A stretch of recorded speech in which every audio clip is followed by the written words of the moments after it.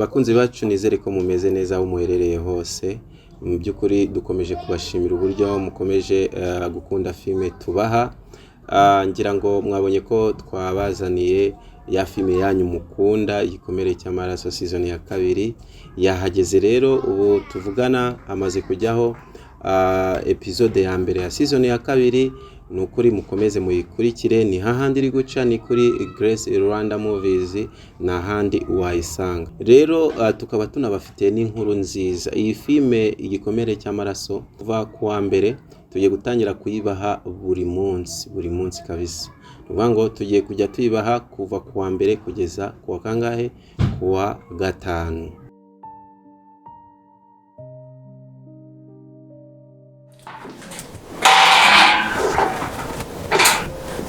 Kubera ikindi hano ambulance niyo yakuzanye. Ambulance? Ya. Nise cyagenze bite? Ambulance yakuzanye wikubise hasi. Twakoze uko dushoboye kose ariko turagupima nta ndwara twigeze tubona nini. Ku buryo mushyamo na serum cyane. Okay. Nimba nta ndwara mwambonanye reka nitahire noneho nta kibazo. Ya urumva hari ikizami kimwe dushigaje kugukorera ariko ntabwo wahita utaha nonaha. Ntabwo twibaza ukuntu wakikubita hasi tugasanga udafite indwara nini. Ibyo bintu byaducanze. Nyine reka nitahire. Ntabwo wataha icyo kizami tutarikorera. Ikizami koko kize? Ya turagucisha mu cyuma hanyuma nyine turebe ko wenda mu mutwe yaba hagize ikibazo. Muga kwigora cyane sibyo? Kandi rwose ndabashimira ubufasha mwampaye. Facture ndayishyura ibyo mwakoresha amaserumu n'ibiki byose. Ambulance nayo barayishyura? Cyane. Yes, nayo ndayishyura rwose kuko ngiye indwara ndwaye ndayizi. Igikomere cy'amaraso ndababaye. Jampo. Karame. Bite? Ani. Umba bari kwamfungurira nkava. Ani. Kurenga.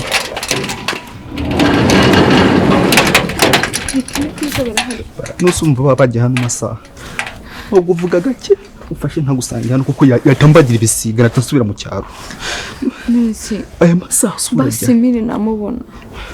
Emile nawe hari yagiye. Yabonye bwije ahita agenda. Yagiye hese. Mbase nahabyirwa n'iki kuko kuranye ko nabonye agiye. Uyu munsi rero wadatuje mbona atari hamwe bwije mbona arasohotse aragiye. Wasanga yanaturongeye yabihunze yagiye usenda. Ntabwo yagusiga urumva ibintu bishoboka wowe. Jean Paul nanjye wundeba byancanze. Twavuye hano ndagenda ndabuyera birancanga ndagenda njya kwa Gemusi nakomanze nahamagaye Gemusi wapi nimero ye ntayiriho ku rugi harafunze birancanga ndongera nsohokamo ndagenda ubu ndeba simfite ahantu ho kurara hariho ndi kandi kwa Gemusi hafunze. Jesus si ibintu byose kuko iyo bije bizirari. Mbabarira basi Jean Paul ndakwinginze basi ni wagenda ukamisha mu gikari basi ni washye handi nyuma ya vaze basi uze kuzana nk'urushuku nyurose ndakwinginze hano hanze harasa nabi kurara hanze iri kurara mu kuzimu. Ibyo bintu kumbwira bimeze nka dossier y'urumogi. Uramugore aramutse anabiketse anabiketse atanakubonye kuko meze nk'umuntu uri hagati y'abanzi babiri ikosa rimwe nakaramba.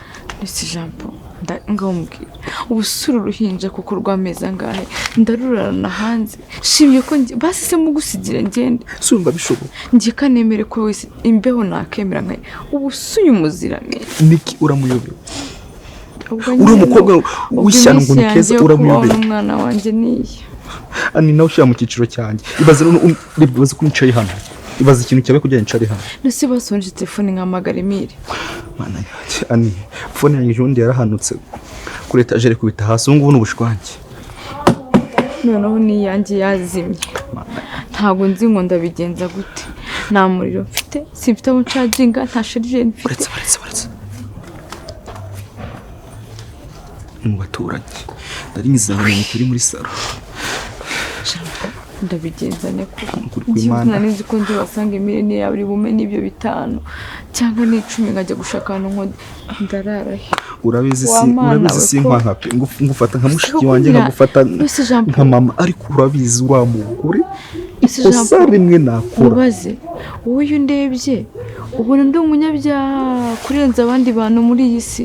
ntabwo no muntu mwiza negize mbona muri ubu buzima. Ese kubera ikeri ngewe ibintu bibi byose ngeze ndabizi kazaho kandi nanjye ntabwo ese ko nsenga ko imirimo myiza Imana isaba nyikora. Nose jambo ubwo kuko ndi umuntu wo kurara hanze njye ntacyo bintwaye ariko si umwana wawe basi njye kurara muri toilette ndakwinginze cyangwa muri karagakoni kuko ijambo ntabwo bari bumenye nkuko turi kumenya ko turi kuvuga mbabari pfukame basi kugira unyumve mbabari urabizi ko no kujya mu mwobo najyamo ariko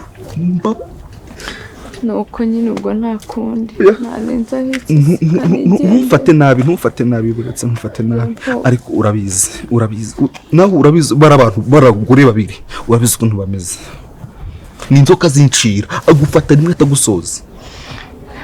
Tekeza kandi ubwo ndiko natende bano ndi kubuzama amasaha nyine nawe ubyibaza impamvu ndana amasaha ibintu byose byarahindutse hano barabicuritse ibyo byiza bigira bibi. bivuze ngo rero iminsi yanjye nyine yo kubaho yari yanjye yararangiye. Ubuse ntushonje sindi bubure nk'ikiyumuta za hanze simbura umfata ku ngufu sinabura umfata akajya aga telefone umwana wanjye araje arararira ibyo ntabwo byaba ni jambo wambabariye basi ukama nk'utuzi cyangwa kandi utuzi basi ngo tomere niruke ngende. Ibyo nta kibazo kirimo ahubwo mbabarira ndakwinginze basi ndapfuye. Guma mu munota aho umuntu yaririye kuko murina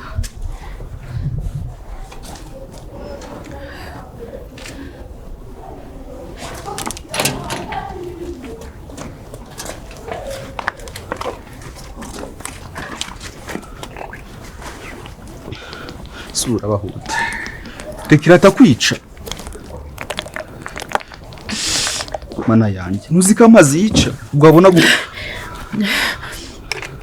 wenda n'umwana wanjye arabona uko yonka Imana ko ibintu biri kubako basi reka ngende batagusanga ani urabizi nta kintu nakuri mu mbabare n'ukuri kwima nanjye singewe nuwe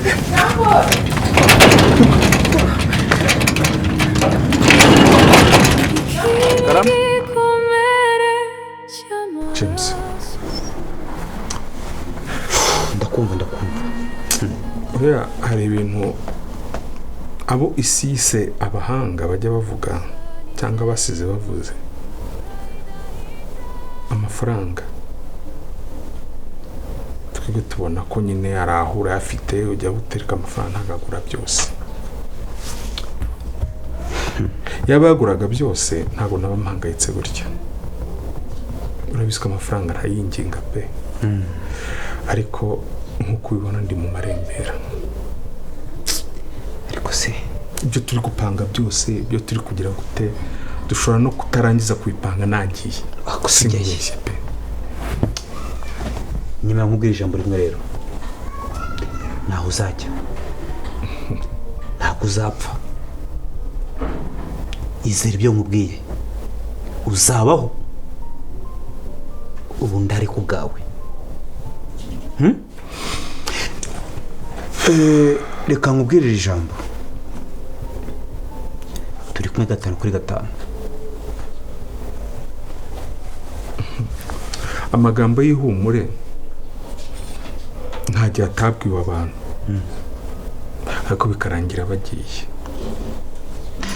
nkuko aka kanya yangana nkubwire ntubona ko ngira gutya ni wowe uri kubabara oya ni wowe ni njye uri kubabara yego nuko rero nimba ari njye uri kubabara ni njye uri kwiyumva uko meze ni njye uri kwiyumva aho uburwayi bwanjye bugeze none se muri kikuye ngo wize ibyo nimo kukubwira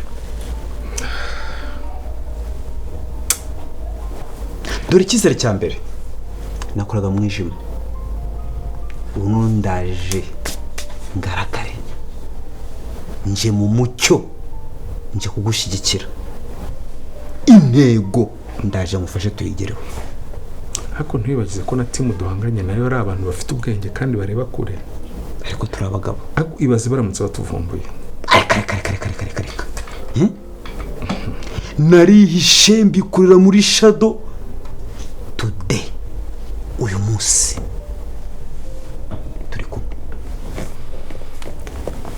mbaye ngushimiye kandi nkomeza no kugushimira kubera ko ni byinshi ukomeza kumfasha ntakubeshye ntabonera igiciro kuvuga ngo ndishyura buriya hari ukuntu twese twishyizemo nyine ngo abantu ngo bagomba kwishyura bagomba kujya guta ariko burya banza urebe ese uwo muntu ibyo bintu mwishyuriye umutima bikoranye n'uwushye mu gihe wowe ibyo ukora ntabwo bikorera inyungu runaka bikorana umutima mwiza pe sibyo hari umushyitsi wari ufite uyu munsi oya ntawe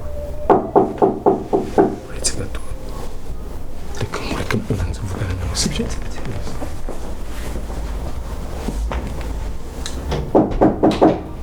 oui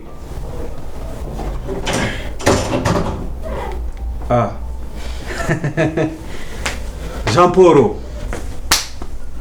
Paul bimeze bite sana kibazo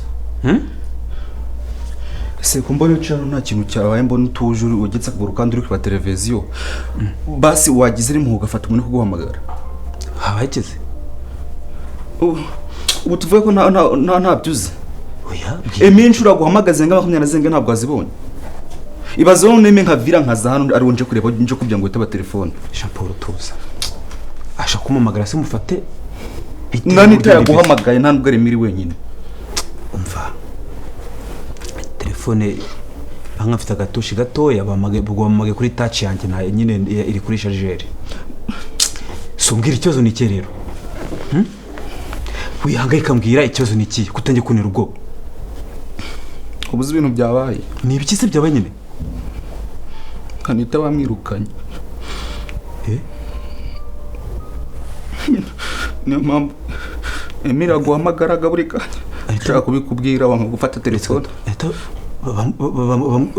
byageze biteze Emira arabikwibwira nyine ntabwo nabona wompera gusa nyine okay noneho Jean Paul humura ndaje mpamagara Emira ndabikemura sibyo se gira icyo bikoraho n'ukuri kumana itarahangayitse n'ahantu ari kuba humura nusko Emira inshuti yanjye ndaje mbijyemo mufashe ndaje ndebe uko mbigenza kandi ndabitunganya tuza genda ubwire ati ndaje nitegure nze barebe nuko nigifata telefone muvugana sabye ndaje mpamagare genda Jean Paul ubabwe ngo ndaje sibyo umwe ngiye kugaruka nugaruke ndaje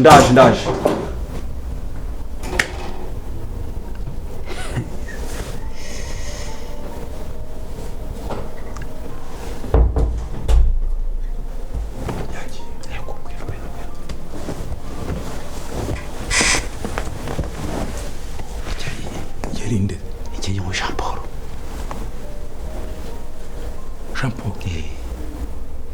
ukora kwaniki yaraje kunabaza ngo nguki ngo ANITHA ngo bamwirukanye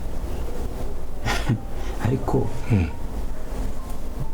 ndabizi nari nashinje wanjye nsanga ANITHA yicaye ku muryango we wanjye ari gukomanga nyimuse ANITHA ni muri inzu oya yaraje kuza uraje kunjyana n'icumbi akunamenye ndamukwepa IGIKOMERE CY'AMARASO ndabizi ibintu ngiye kubaza bishaka kubikugoye kuko n'ubundi utarafata umwanzuro wo kubinyibwira ariko ni ukuri mfite amatsiko y'ibintu byinshi maze iminsi nshaka kubikubaza ariko nkavuga kambe nguhaye akanya ariko ntakubeshye ni iki cyabaye gituma Niki wari wahindutse Niki wari wemeye gutanga inzu twabagamo nubwo nge ntabishakaga ukemera kuyihanita Niki wari wemeye ibintu byose Niki wari wemeye gusinya divorce Niki wari wahindutse guhita yongera akaba ni wa kera nzi ni kuvuga nabi ni kushihura abantu iki cyabaye shake ni byinshi kabisa naje gusanga iyi si mana yanjye abantu tubana nabo bari banini uko umuntu angana inyuma si kaba angana imbere pe nyine icyo nshaka kumbwira nanjye tuvuga urugero ndi inshuti yawe sibyo kandi nabizi ko ari njye nshuti njye nyine ugira ngambwira nutanganiriza ibibazo byawe uzajya kwibwira nde shake ndabyumva ariko hari igihe ibintu biba ari byinshi ibintu biba bicanganye utamenya aho bihera gusa ndakubwiye ngo umenye uriya mukobwa ngo ni Anitha si ubwo ngo nahindutse njyewe iyo nakunze iyo nishimiye ikintu cyangwa nakunze ikintu cyangwa nakunze umuntu umutima wanjye wa open ariko iyo hagize niyo kabara akantu gato kabigiyemo bibi bindi wowe rero uramutse umenya Anitha n'ibintu yankoreye reka n'ikindi inshuti zibera reka dufashanye sibyo njyewe ndi kugendera mu kigare sinzi aho biva n'aho bijya njye nagiye kubona n'uguhinduka ubwabyo sinjye mbitekereza ukuntu wahindutse gutyo ugahinduka akandi kanya wahagarutse nyine nikiba kera ntabwo nyine shasho umeze nk'ubushitani n'uburaya n'ububobo bw'uriya mukobwa ngo ni Anitha ntabwo wahinduka ngo umere ukuntu abaye gusa sheri wowe ndakuzi turaziranye banza wahinduka umwica uvuga ati ave no sinzongeye no kumubona no ku ikarita y'isaveho bamusibe uriya mwana umugome n'umurozi yakoze ibintu n'umuntu wese wo ku ruhande utari nanjye atakakira nyine ukuntu bingana sinzi naho kubihera sinzi ndatekana mu mutwe ku buryo nabiko nyine nawe ndashaka kubikubwira ariko reka nshaka umwanzi wawe ari umwanzi wanjye niki njyewe reka nkubwira uza kwanga nzamwanga uza kunda nzamukunda njye nawe tumeze nk'abavandimwe nubwo tutavukana sibyo turi inshuti kuva kera byaruta nkavukana nawe ke kuko Anitha ibyo mbikubwiye bwakira bugacya kuko nubwo ndi stable mu mutwe ku buryo nshobora kubikubwira neza ntuje umigiye gito kabisa maze kiri ubwenge kugiye mbikubwiye ko ni birebire kugira ngo bigere hari yabonye njya gutanga divorce nemera gutanga inzu nkasohoka nkemera iki urumva ko ibyo bintu byari bikabije byabiri ku rwego nyine rwa rundi nawe utari busport nawe utari bumbwire ngo wikore ibi bintu ngo mbyumve kumva ariko urwanga akakanya nanguriya mukobwa ngo na Anitha nakubona umugore ko yarabyaye ruruta urwo namwanze imbere nubwo ruruta rurarukubye ishitani genda ntabwo ndi bugufashe kumbwira ibintu utarumva wafunguka kumbwira ariko icyo nshaka kukubwira ni ukumenya ko ndi hano anytime washaka kubivuga anytime washaka kubiganiraho I'm here I know hari ikintu maze nshaka kubaza kindi papa wacu amakuru nyine papa wawe nyine papa nika amakuru ye uramuheruka nako ke usigaye wita papa wanjye papa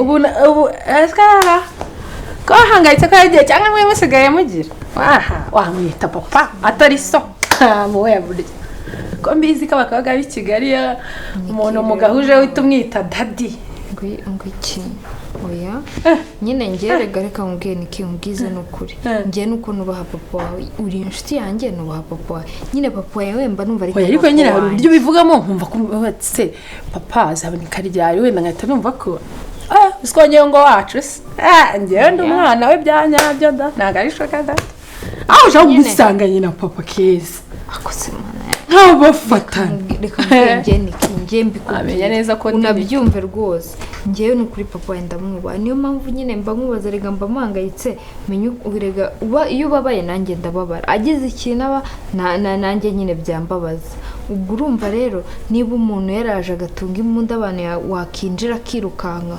gusa urumva bidateye ikibazo nyine kuva cyagihe anatunga abantu imbunda akiruka sindongera kumubona gusa ariko ndimo ndamushaka muri iyi minsi ngomba kumubona kuko papa yararenganye kandi ararwaye.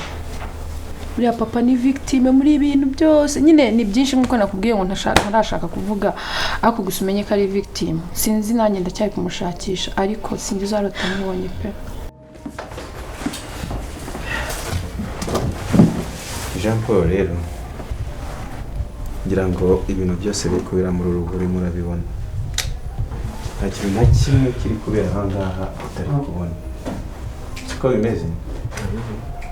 Wese mwana wa mama ubundi wakwitahiye ibintu ukabivamo, ko umushimira waramfashije, nta kintu nagushinja, ariko ukitahira.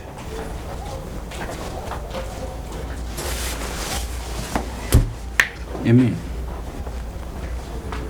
icyaro navuyemo, gace naturutsemo, niyo nibutse background y'ibyo bintu byose tikuweze kurudi inyuma. Nubwo hari wenda ubuzima bwahindutse ntabayeho neza 100%, ariko hano mbona icyo nshaka, mpura n'abantu basirimutse, mpura n'abantu ushobora kugira ikintu ashyirira anzamura urwego nari ndiho. Reba nk'uko umaze kumenya kongereza, ira nta muntu wakumva avuga icyongereza, uranavuga ngo dumone ngingo uriyemera. Rero nta ntambara ziri hano zatuma nta ni habaza n'amasansu o kwicwa n'inzara, nakwicwa n'ikindi kintu. Ubu ngubu wiyemeje guhangana n'ibitero, njye nditeguye, bazana sifo, bazana mini, bazana rocket launcher, I'm stay here. Hanyuma se kutambwiye James waramubonye byagenze bite?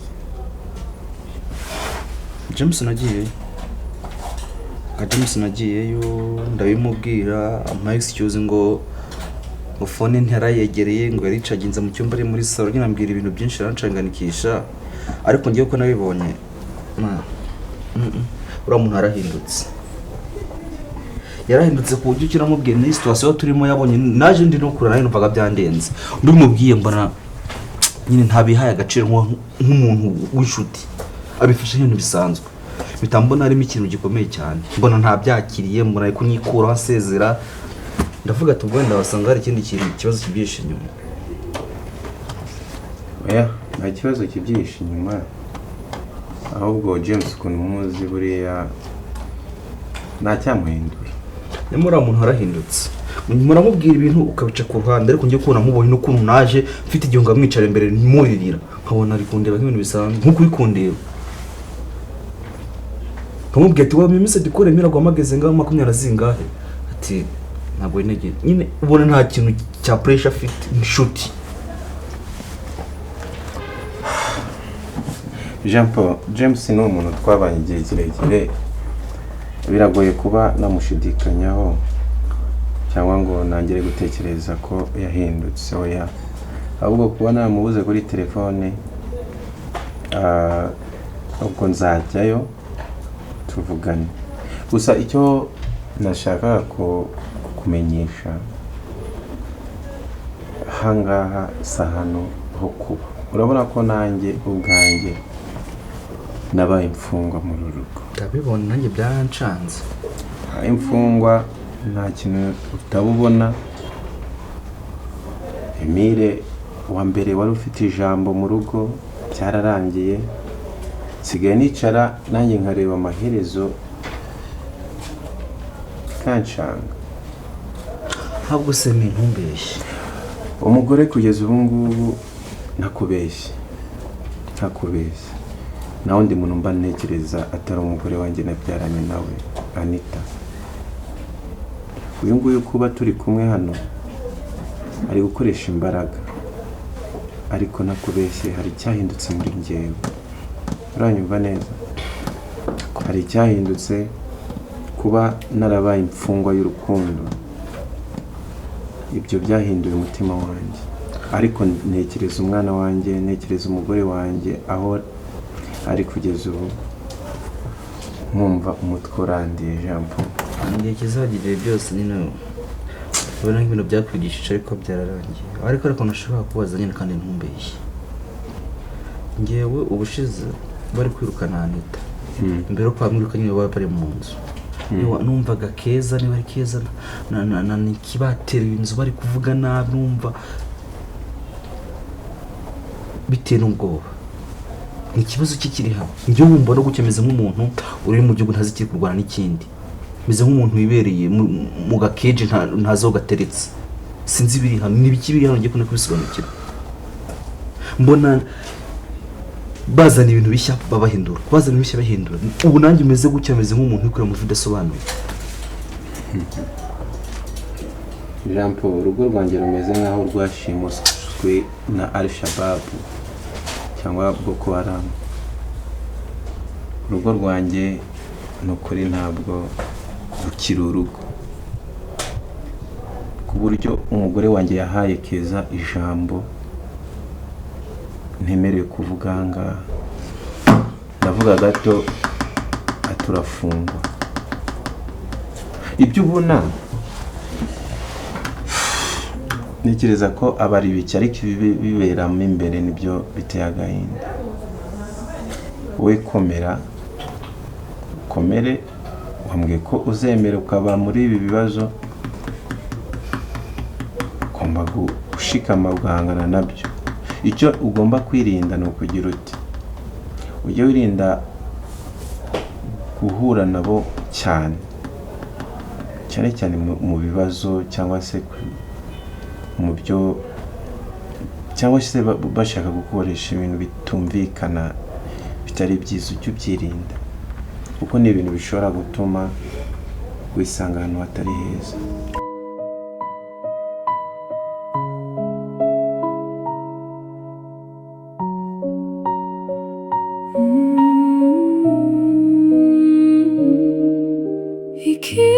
IGIKOMERE cy'amaraso ndababaye cyane gusa nizeye ko nambura idahita ibi byose gucamo bizaba uri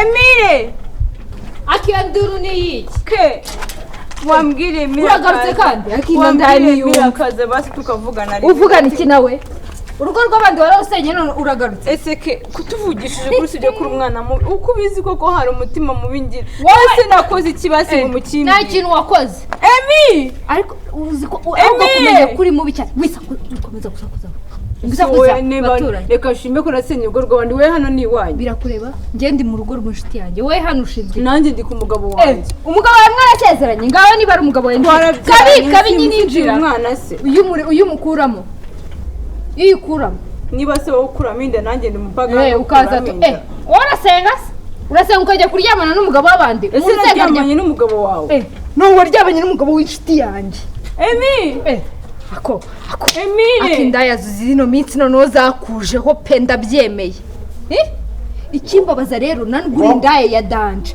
indaya iciritse wowe baye iki Emi baby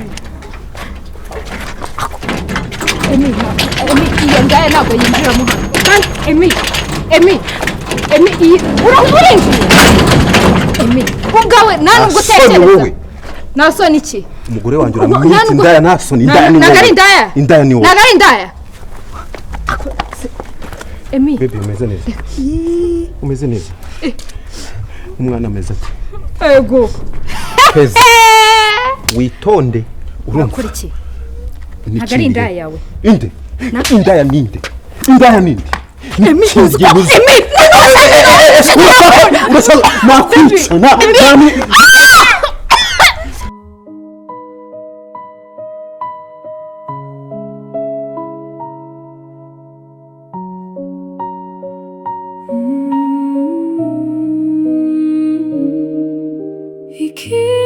IGIKOMERE cy'amaraso ndababaye cyane gusa nizeye ko nambura idahita ibi byose ndi gucamo bizaba urwibutso